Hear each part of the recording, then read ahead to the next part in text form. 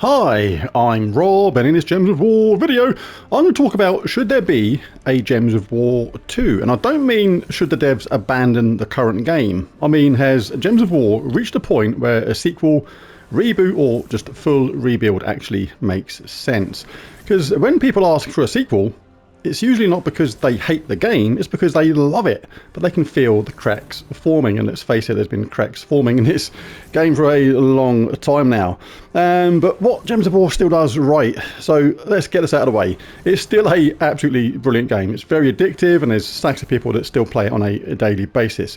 The match 3 mechanic works, the team building is deep, and there are thousands of troops, weapons, traits, events, and honestly the amount of content is kind of insane, to the point of being completely overwhelming for a new player, and that is one of the issues in a way, but we'll get to that in a minute. But despite its age, the game still has that addictive, dedicated player base, and there's tons of people that come back to it. I mean, the numbers have been dwindling slightly, but there's definitely a core base there which just is not going anywhere. And that doesn't happen by accident. So no, this isn't a Gems of War is dead video. This is a Gems of War might be too successful for its own structure video, if you like, and let's go over why this question even exists. The reason people are asking for a sequel, obviously some aren't, some are perfectly happy where they are, isn't because the game lacks content, it's because the game has too much history. Systems stacked on systems. Let me just skip this bit here to show you what I mean by systems stacked on systems. It's absolutely nuts. And you've got menus inside menus and currencies for currencies. It's mental. Even this start screen here is like, whoa, there's already so many things. But that's even before we've not even started pressing that to get to the underworld.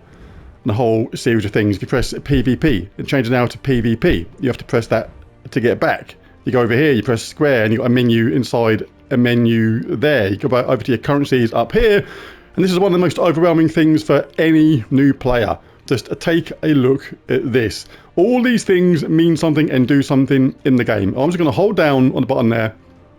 If you're a new player coming to this, and you look at all this, you're going to think, what the actual hell? How am I supposed to remember what all this stuff does? A lot of them are obviously linked to each other, like the way trait stones are just minor and major versions of themselves and things like that. But still, it's absolutely insane that there's all this. This is just from the resources. This is not even getting into the game yet. This is just the bits that affect other stuff. Before we even start looking at traits, troops, PvP, games, game modes, guilds, chests.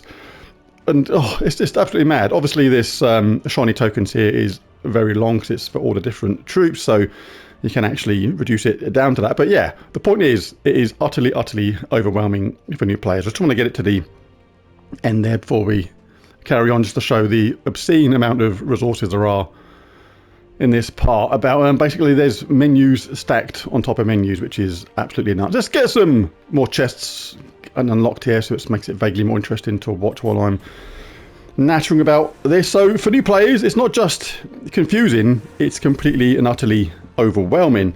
You hit with kingdoms, traits, medals, delves, classes, events, passes, campaigns, and almost none of it is explained clearly. For veteran players, this is not too bad, because you start the game and you learn it piecemeal, a little bit at a time. So when they add a new part, like Underspire, or they add an expansion to Underspire, like they did recently at the time of making this video, you learn it easily because you've become second nature with the rest of it. But for a new player, this is absolutely mad. I know the game still does unlock slowly but surely, one thing at a time as you play, but a lot of people leave the game alone for a while and then come back to it. And then they come back to it and then they're still overwhelmed. Even returning players sometimes come back and they think, what the hell is all this? This is absolutely insane. So progression can feel bloated rather than meaningful as well. And that's usually the moment when a community starts wondering, would this be better if this was rebuilt from the ground up? But the technical reality is, and the truth is, you can only modernize a game so much without rewriting it entirely. And at some points, updates stop becoming improvements and they start becoming workarounds, which is what we've had in this game for a long time now. We've had issues, we've had bugs, workarounds around issues, that creates other bugs, and it's just a bit of a vicious circle in some ways. You get performance issues, you get the user interface clutter, you get balance problems tied to old assumptions. A sequel, or at least a rebuild would mean cleaner code, faster redevelopment or faster development, fewer bugs caused by legacy systems, the ability to redesign core mechanics instead of duct taping them. And right now, Gems of War feels like a house that's had 10 more rooms added or more without reinforcing the foundation. It feels like it's being crushed under its own weight in a way. So what would a Gems of War 2 actually fix, and why would it be better? If Gems of War 2 existed, it shouldn't just be more of the same. It should be about better foundations, not more content. Imagine a clean, modern user interface designed for today's player habits with modern graphics. That would be a nice start straight away. This game hasn't aged well. It looks really old already in many ways. And a real tutorial and early game path that doesn't require YouTube guides. You know, YouTube help is alright, but a lot of YouTube guides are out there for this game just to tell you how things work. The community's having to tell people how to play someone else's game. It's mad. Streamlined current season progression without the madness of all the stuff we've just shown a minute ago. Systems designed to work together, not compete for attention. Visual upgrades, as I said before, without losing the charm. And balance that isn't constantly fighting a power creep. The weird thing is about this game, if you're a newer player now and you've seen my videos in the past and you think, oh, it must be amazing to have Chrysanthrax and Maelstrom Dagonath and things like that and just be able to just blitz through these events really fast. But it gets boring. You just end up like just starting a game, Cathro explodes gems, Pharaoh Cathro, or cast Leprechaun, cast Chrysanthrax and win. Or just rinse and repeat so many times. It's the only real challenge sometimes is Guild Wars, which is really interesting because of the restrictions and the way you have to think about the battles and things like that. But hey, something else we can come to in a minute. So the balance isn't constantly fighting power creep. It's not even about more troops every week. Better reasons to care about the ones we've already got is more important. Like, look at chess. There's a limited amount of troops in chess, but the actual strategy and tactics based around what they do is almost infinite. I'm not saying we should restrict it to 10 different troops, but the way that things work and the way the game plays, it could be modified greatly to actually bring it back to a strategy game rather than what isn't really a strategy game anymore, is it? It's just like just cast and win most of the time. There's not very many battles, apart from Guild Wars and stuff, where the true strategy element is actually brought into it. I mean, there's ways of doing things better. That's why I do my weekly videos on what I suggest as an easy team for non-mythic owning players to get through the current event and the Underspire and things like that. But yeah, but a sequel is also risky. And that's the thing. And this is the part of the people maybe don't like to hear so much, because sequels can absolutely kill live service games. They split communities, they scare veterans away, and nobody wants to lose those years of progress. I mean, personally, I know I may be on my own on this, but I'm quite happy to lose my progress on this for a completely rebuilt, modernized version of Gems of War 2 with so many of the issues fixed with this and start again on a level playing field with everybody else. But that probably wouldn't work because you just scare too many people away that have put money and years into the game. I'm probably in the minority on that. There's probably far more people that would rather stick with what they have, but there are ways around that as well, which we'll come to in just a second. But if Gems of War launched with a hard reset and no meaningful carryover, it would be dead on arrival, which is the issue. Any sequel would need to have collection carryover, veteran rewards, and a clear reason to switch. Otherwise, players will just stay where they are, and Gems of War 2 would just die straight away.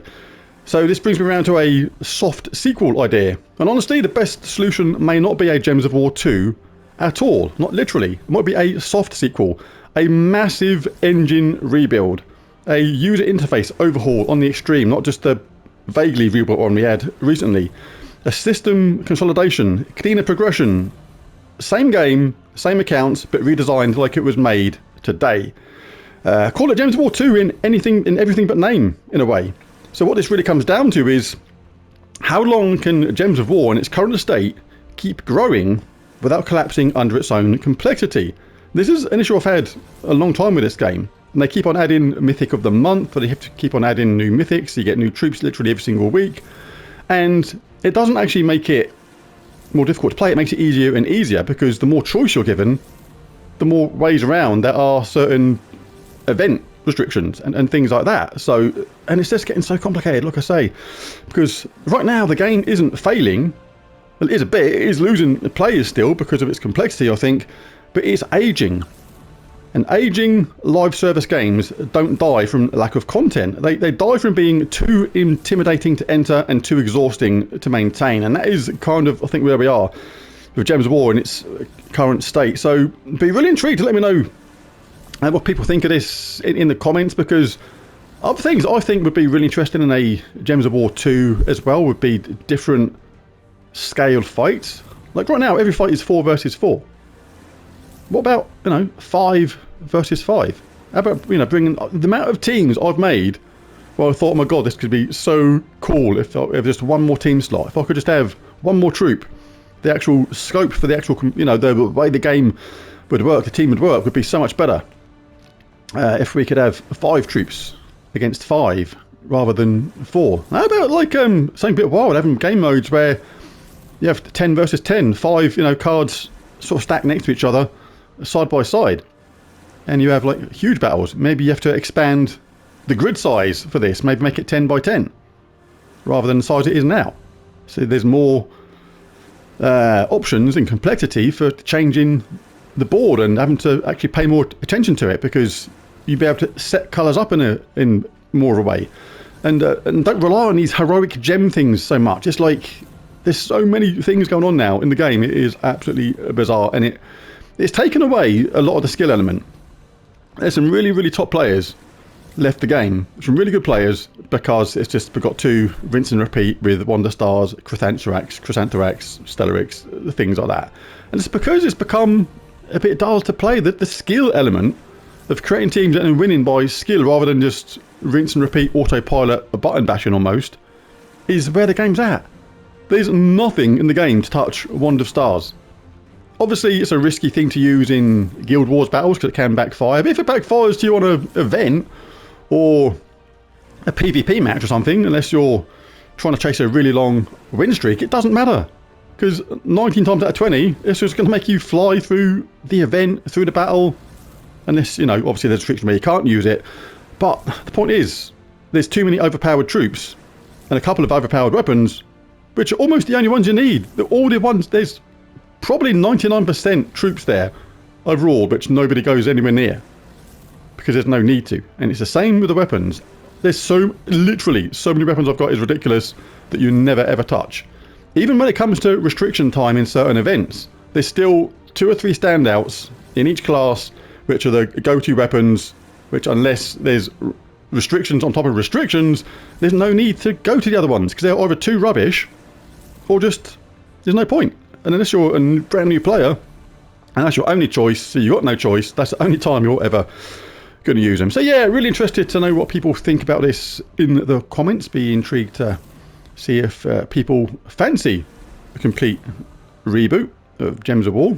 Call it a Gems of War 2 all-in button name, basically, where basically it's the same game but completely modernised with better graphics, and all the rest. Just tidy things up. It's become a bit of a mess. But anyway, that's my thoughts on that. Let me know what you think of this in the comments, and I'll catch you again in the next one. Hit the like, hype, subscribe, all that malarkey if you enjoyed it, and Happy New Year to everyone, because I'm going to release this video around about the New Year, I would have thought. But yep, have a good one, and catch you in the next one, and bye for now.